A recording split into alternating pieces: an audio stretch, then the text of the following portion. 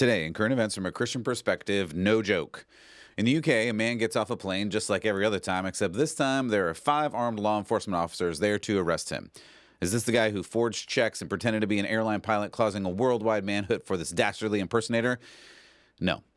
Okay, is he the known terrorist who has barely evaded capture for months and is finally captured in London?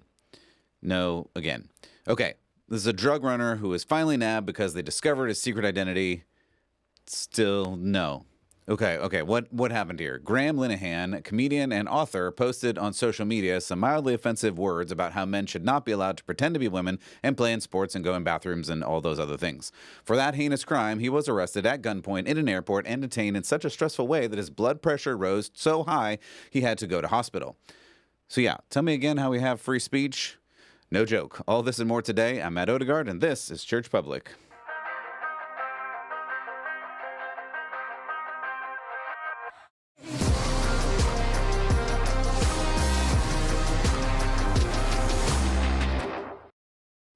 Hey, everybody, welcome back to Church Public. Really appreciate you stopping by today.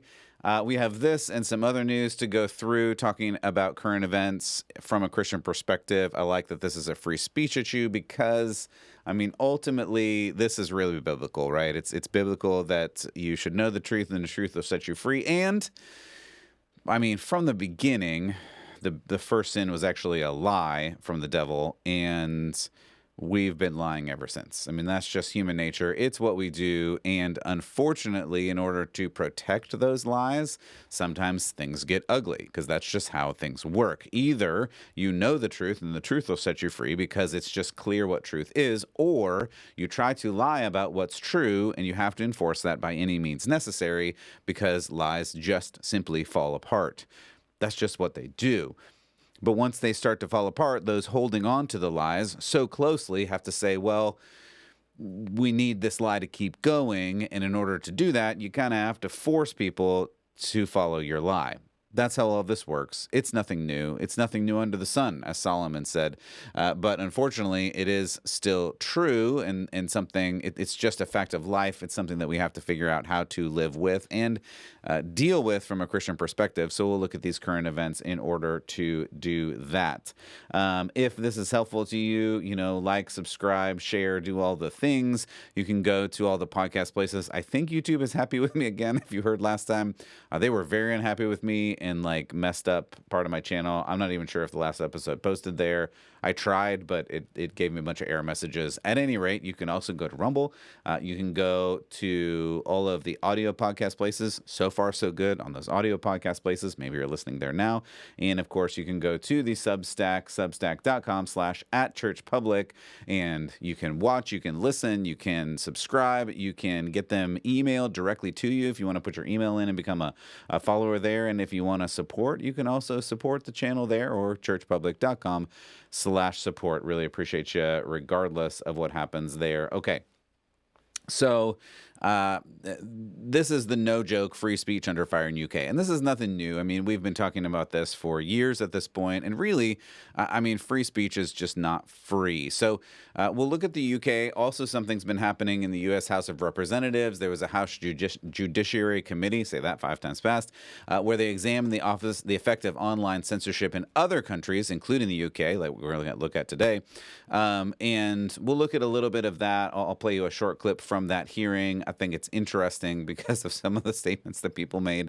We'll hear that in a moment. But the reality is we're living in 2 different cultures. I know there have been similarities, and we can look at a broadly Western culture like America and UK and Canada and Australia, but really they're different. They're different cultures, and you can even go back to the founding of America. The whole reason America was founded was because broadly of this particular distinction. The Puritans came over. Much of their motivation was to escape the persecution of religion, but not just the persecution of religion. It's the freedom to exercise it, to talk about it. That's why you have the First and Second Amendments, the Third, the Fourth. You have these amendments because specifically we need to be able to talk about God, and we need to be able to talk about true things because you can't talk about God if you're just going to lie about things all the time. Let's just, that's obvious, but unfortunately we need to say obvious things now because people just don't live in reality and are pretending all of these wild things. So More recently, in the UK, especially in some of these other countries, we've seen increasingly hostile efforts to squash speech across the sea and across the globe, in America, but also in other places. So, I mean, you even remember on this channel, more than one occasion, we brought the story of someone who was chastised or even arrested for praying outside an abortion mill in the UK, or the Finnish former minister who is still under investigation for quoting Bible verses that point to things the left doesn't like men can't be women and homosexuality is just not natural. You can't say these things in the current culture. And yeah, some things have shifted with Trump and whatnot, but the reality is these things are still under fire across the world. And this is one of the evidences of that, especially in the UK, where I know you're like, I don't live there. I don't care what happens in England.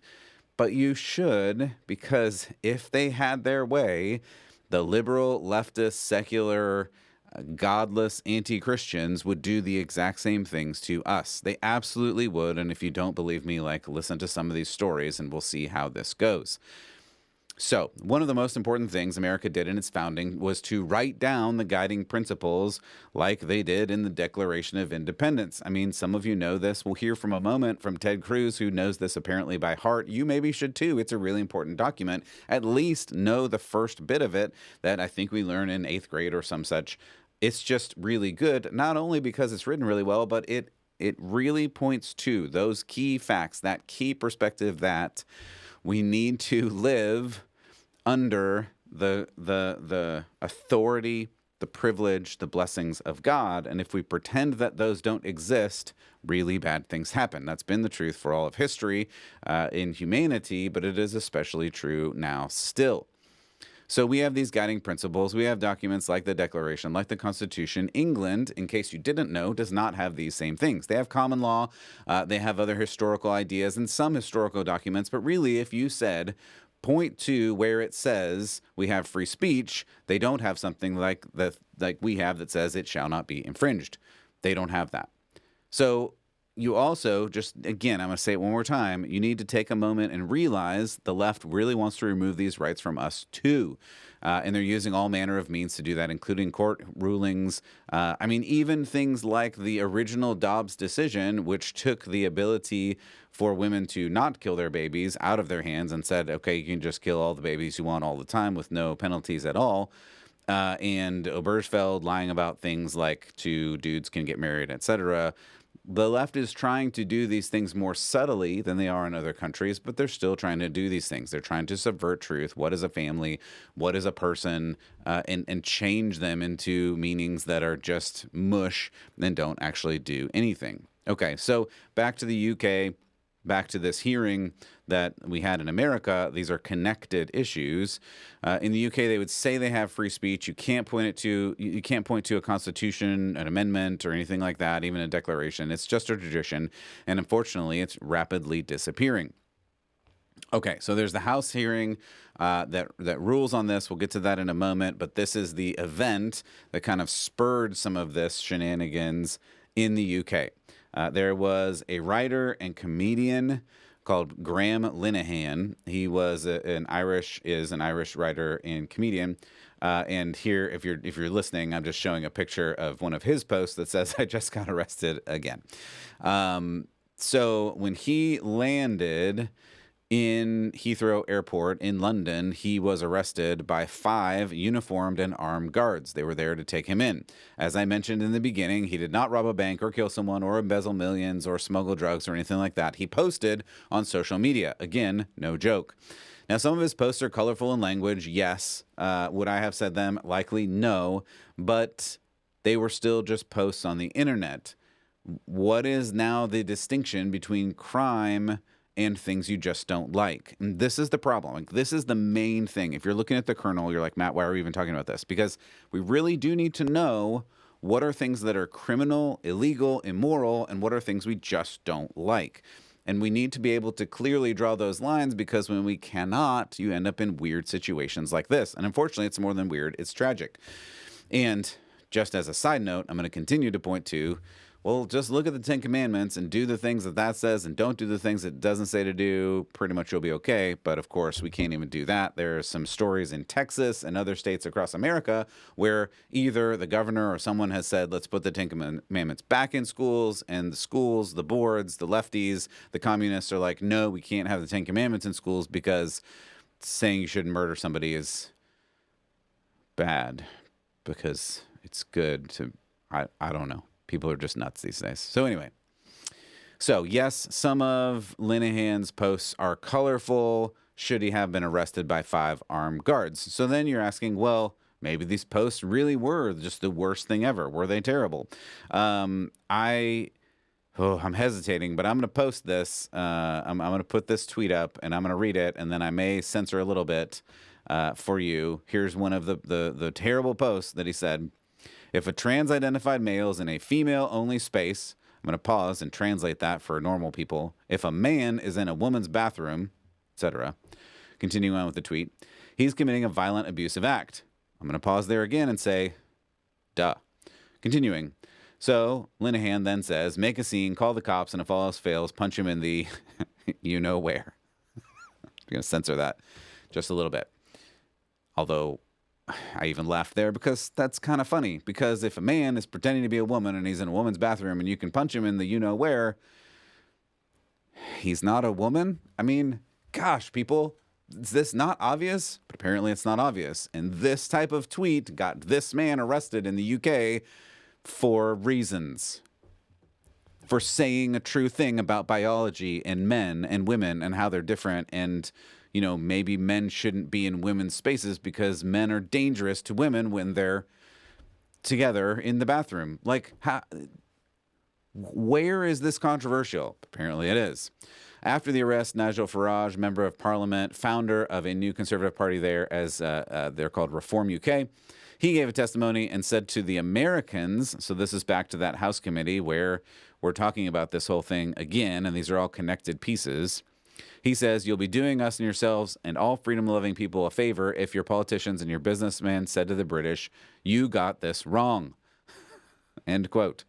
Yeah, obviously, this is wrong. It's silly. It's stupid. But it's more than that. This is degrading to the trust of a society because if you cannot say 1, funny things, 2, jokes, and 3, true things, then you can't say anything. And we all know this inherently, but for some reason we're like, well, it could never happen here. It could never happen to me.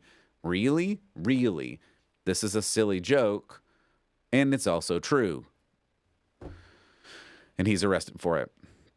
Farage went on to say, quote, at what point did we become North Korea, referring to England? He continued, well, I think the Irish comedy writer found out 2 days ago at Heathrow Airport, end quote. I butchered that a little bit, but you get the idea. It's more like North Korea than London if you can't say true/funny things or just post them on the internet. I couldn't find a more recent stat, but in 2023 in the UK, more than 3,000 people were arrested for posting on social media. 3,000 plus people in just 2023 were arrested for posting on social media. This is very broken, and this is a problem. Now, the bigger issue that I think we need to talk about on Church Public, current events from a Christian perspective, is that if they can censor your speech about these things, which are on their face true, they're going to find a way to censor your speech about Jesus, which is why I keep holding this Bible if you're just listening. After all, the story of Jesus, the truth of Jesus, the reality that you are a sinner, hopelessly, impossibly broken and depraved, and without Christ and the Spirit of God, you have a very bad eternal punishment waiting for you, with the good news that with Christ and with the Spirit of God, you have glory forever with God. That is the most controversial thing you could possibly say, online or otherwise. And it has been for 2,000 years. In fact, it got Christ killed in the first place. The fact that Jesus is king now and forever stabs at the foundation of liberalism, leftism, socialism, communism, and all the rest. This is just the reality of it. And if they can squash your speech, if they can arrest you for making jokes about true things like men are not women, they're going to arrest you for saying Bible verses that say men are not women, or Bible verses that say homosexuality is a sin and it's wrong and you shouldn't do it and you can't be married if you're two dudes. And you say, oh, you're just exaggerating. Well, remember, Finnish MP Päivi Räsänen, who I've reported on several times, and is still fighting a prison sentence for a tweet of a Bible verse. And you'll come back and say, well, that's not America. Yeah, I know, but they would do it if they could. They would do it if they could. Because this world is just bad. It is just evil because we are bad at heart without Christ. This is just the reality of the darkened soul. Through one man, Adam, sin was brought into the world. And through one man, Christ, sin was put to death along with our shame. But we need Christ. We can't do it on our own. That's the message of the gospel, and it is offensive. The Bible says the gospel is a stumbling block. It's an offense to those who don't believe. So you better believe they're going to try to put this against you. Okay, let's keep going. I got a couple more stories that are kind of connected. I'm on a little shorter timeline today, so we'll see. We'll see how long I talk. Okay, Malcolm Gladwell. Malcolm Gladwell wrote a couple of books. I should have grabbed them off my shelf. I've got a couple of them here. Good writer. I don't agree with everything he says, but he has sold over 25 million books, including titles like The Tipping Point. That was a very popular one several years ago. What the Dog Saw, Outliers, very popular book. The Talking to Strangers. Incredibly gifted writer. Again, I agree with some things, not all the things. That's fine. Many of his ideas, concepts have influenced, all kinds of leaders and other things. And he has been a columnist in the New Yorker since 1996. Some would say he's one of the most popular cultural voices in America. So, several years ago, he was on a panel saying that we should respect people's pronouns because people are people and you should love them by agreeing with what they would like to do. He was more recently interviewed on a podcast, of all things, about sports science.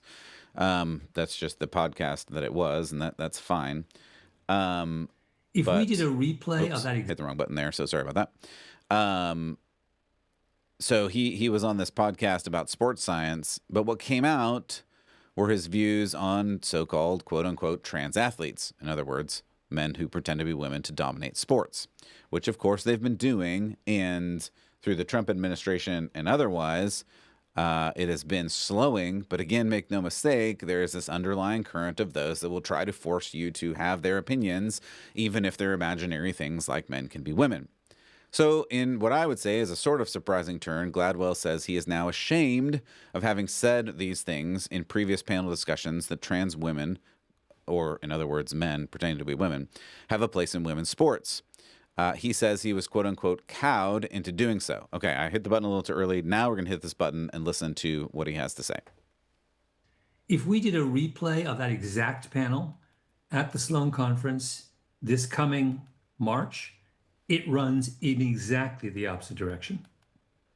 And it would be, I suspect, near unanimity in the room that trans athletes have no place in the female category. I don't think there's any question. I just think it was a strange.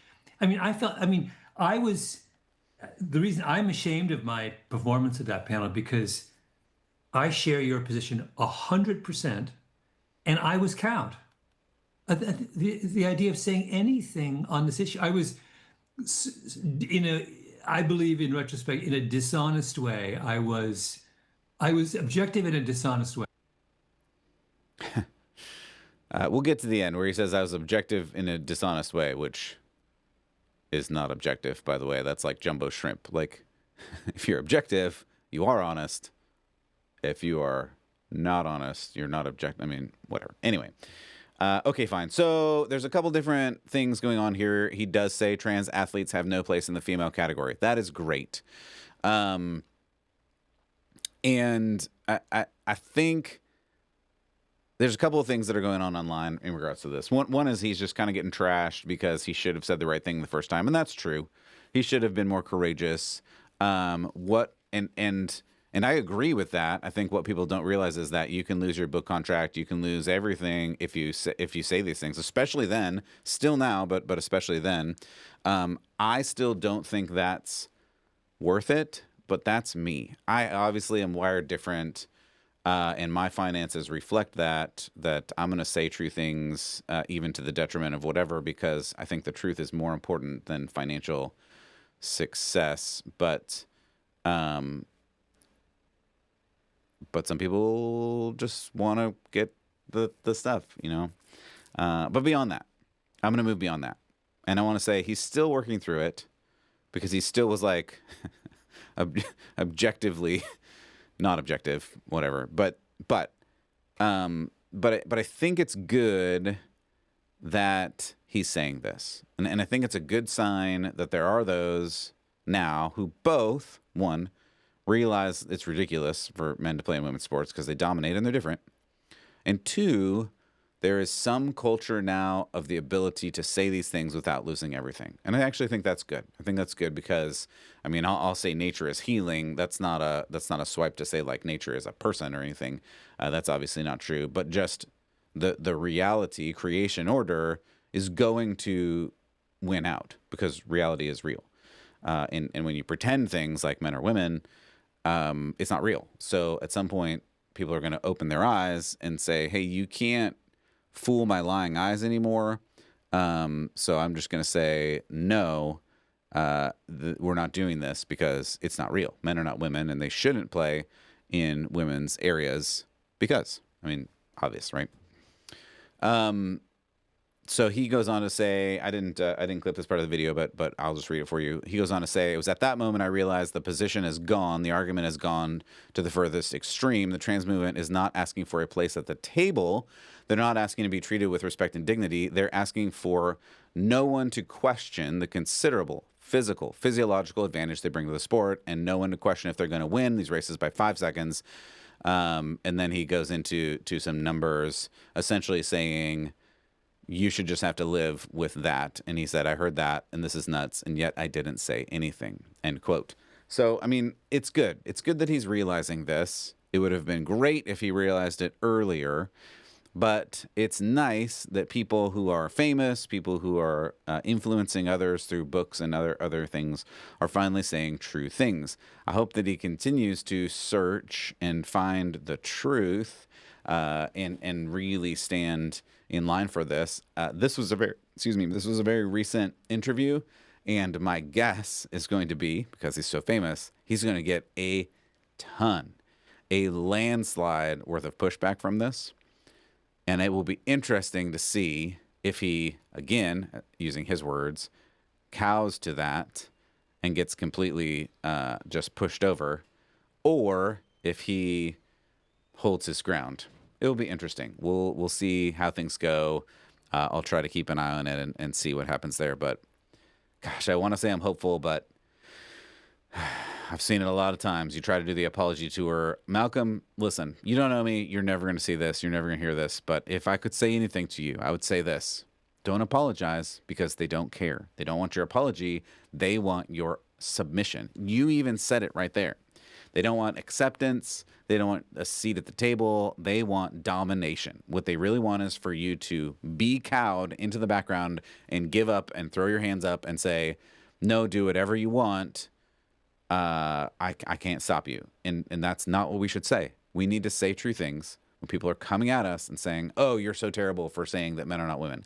No, I'm actually right and you're wrong, and men can't be women. And double down and say, like, sorry, you're wrong. Or sorry, not sorry. Like, we're not doing this. I'm not going to do the apology tour and say, oh, I need to be more thoughtful. This is what everybody does. I need to be more thoughtful. I learned such valuable lessons. I learned how I can be more empathetic. Like, no, don't do any of that garbage. They don't care anyway. You can't apologize enough. It's already over. It's already done. It's already said. Double down and say, I apologize for nothing. I'm right. Men are not women. And that doesn't sound empathetic in this world of toxic empathy, but the reality is it's true. And at some point you just have to say, well, this is the reality. If you don't like the reality, I don't know how to help you, but that's a you problem. That's not a me problem. So you can have one-on-one conversations and work through feelings and things like that. But in general, yeah, just don't apologize for this, because they don't care and they're going to come for you anyway. Okay. Yeah, let's do this one. This one's good, and this one is connected. So we're still kind of on this issue. It's all the same issue. That's why I liked these topics today. And so this is back to the House Committee on Social Media and Influence in Social Media and Censorship of Social Media. And so in this House Committee, Senator Tim Kaine claims our rights come from government and not from God. So I'm going to say that again. So he's claiming that our rights, all of the rights that we have, do not come from God because they're predetermined, because God grants us certain rights just by living, because we're humans, etc., and then the government exists to protect those rights. No, Senator Kaine claims our rights come and are created by government, and that God is not a part of this. So this is a little bit of a longer clip, but I think it's worth it. And so we're going to hear Senator Kaine, and then we're going to hear Senator Cruz, who has some response to this, which I think is pretty good. Let's take a listen. You state, and this is a quote from Secretary Rubio, our rights come from God, our creator, not from our laws, not from our governments. I find that very, very troubling. I'm a devout person. I was a missionary in Honduras. We've got other devout folks in this room, Christian, Jewish, Muslim, American. The notion that rights don't come from laws and don't come from the government, but come from the creator, that's what the Iranian government believes. It's a theocratic regime. So the statement that our rights do not come from our laws or our governments is extremely troubling. So Senator Kaine said in this hearing that he found it a radical and dangerous notion that you would say our rights came from God and not from government. I just walked into the hearing as he was saying that, and I almost fell out of my chair. Because that radical and dangerous notion, in his words, is literally the founding principle upon which the United States of America was created. And if you do not believe me, and you made reference to this, Mr. Barnes, then you can believe perhaps the most prominent Virginian to ever serve, Thomas Jefferson, who wrote in the Declaration of Independence, we hold these truths to be self-evident, that all men are created equal, and that they are endowed by their Creator. Not by government, not by the Democratic National Committee, but by God, with certain unalienable rights, that among these are life, liberty, and the pursuit of happiness.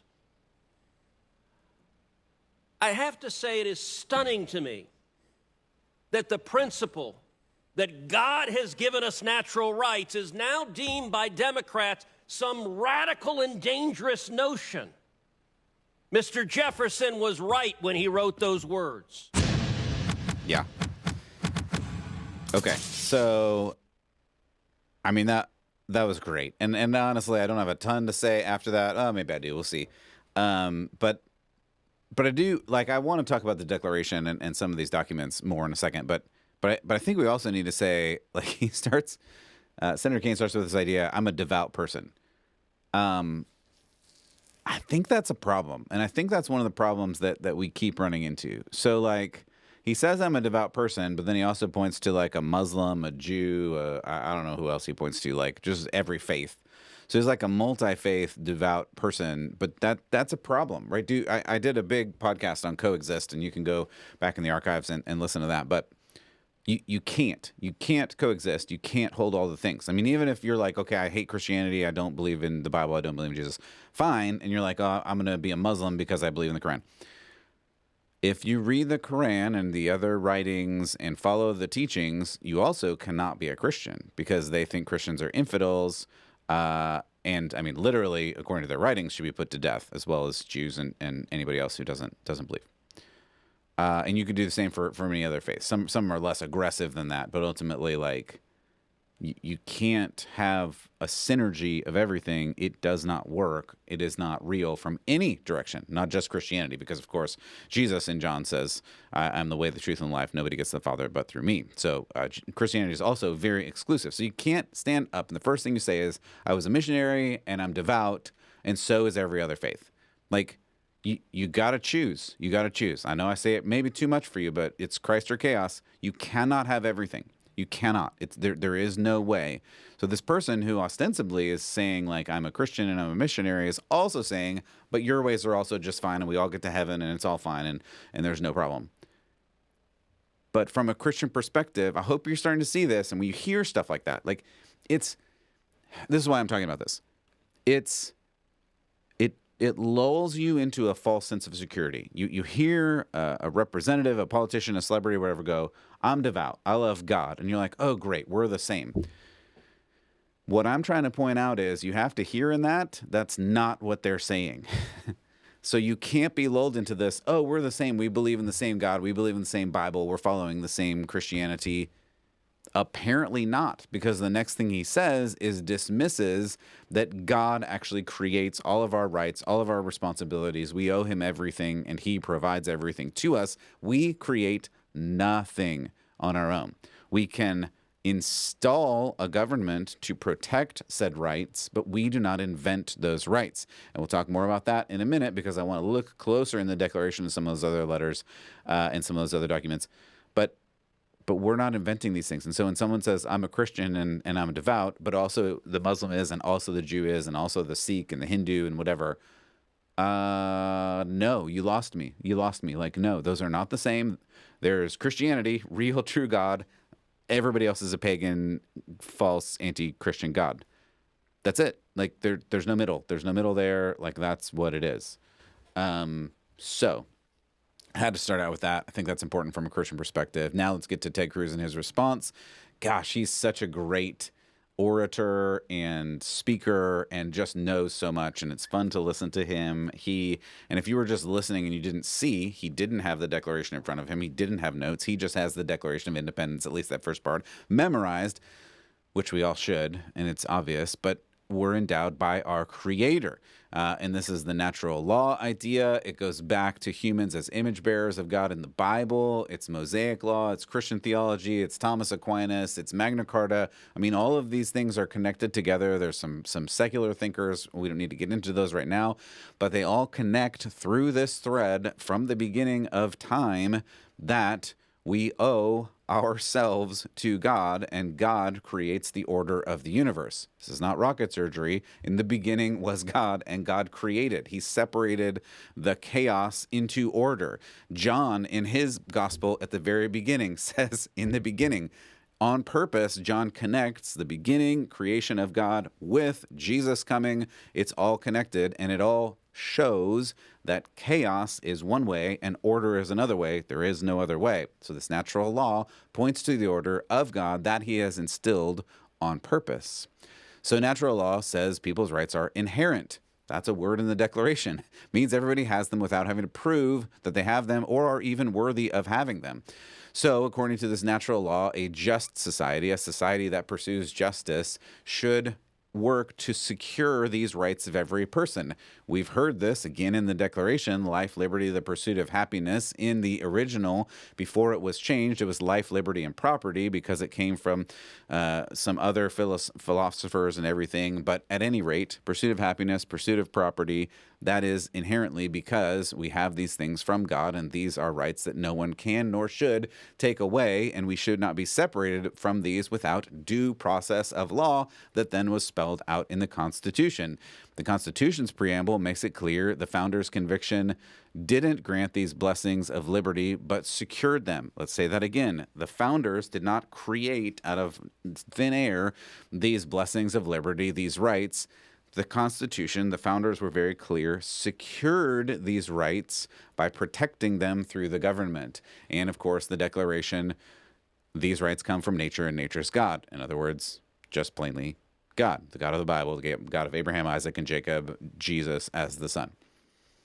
So the other side of this debate, and the reason we need to talk about this for just a couple more minutes, hopefully you're still with me. You may have gone to sleep because this is boring history, theology, philosophy. But I think it's important, and it's important for us to know so that when we hear arguments like this, we can go, I don't think that sounds quite right. And this is why.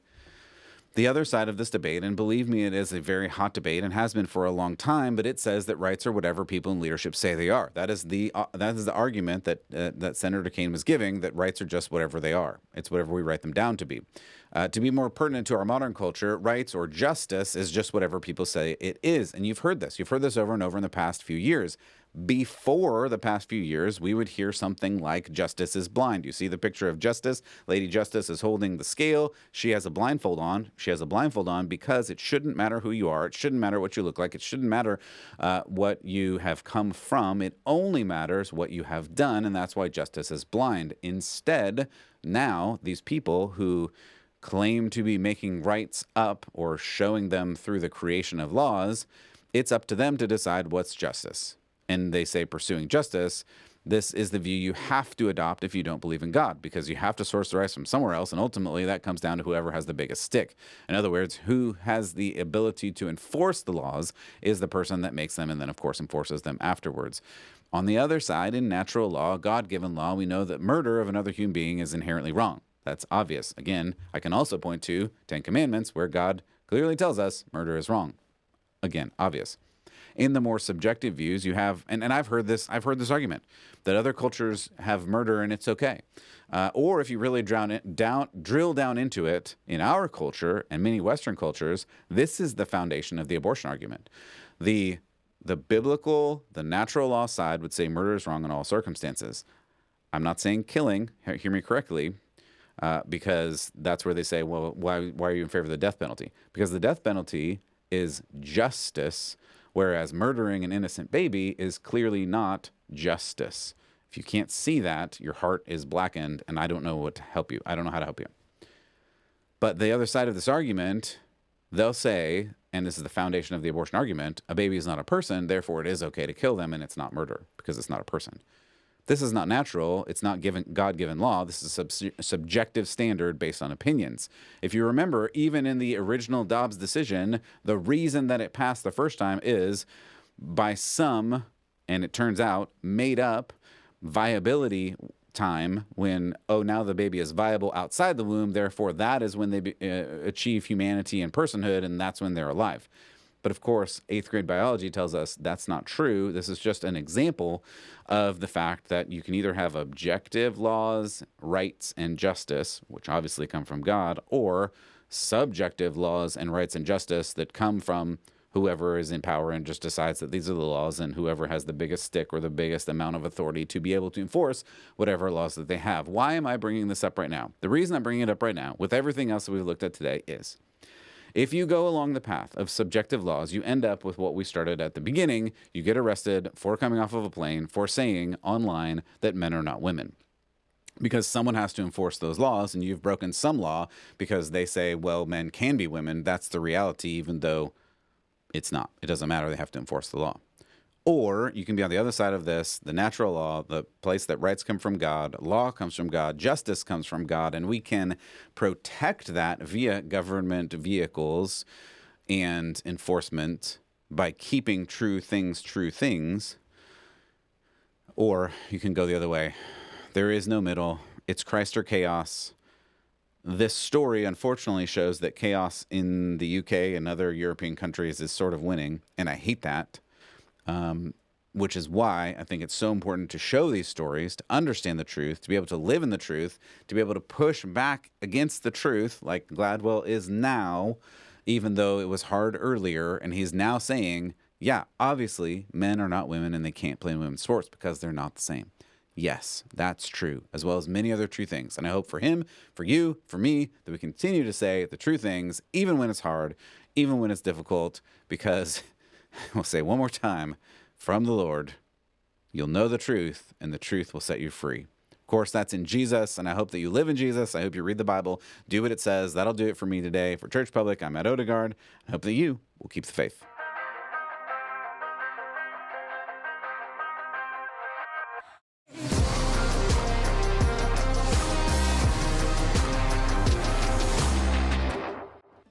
Everybody, thanks again for stopping by today. Really appreciate it. If you haven't already, subscribe at Substack. Go to churchpublic.com. Subscribe on whatever channel you happen to be on. Leave a like, a review, a comment. If you're still with me at this point, thank you. I love you. I appreciate you. Share this with a friend. We'll look forward to seeing you next time.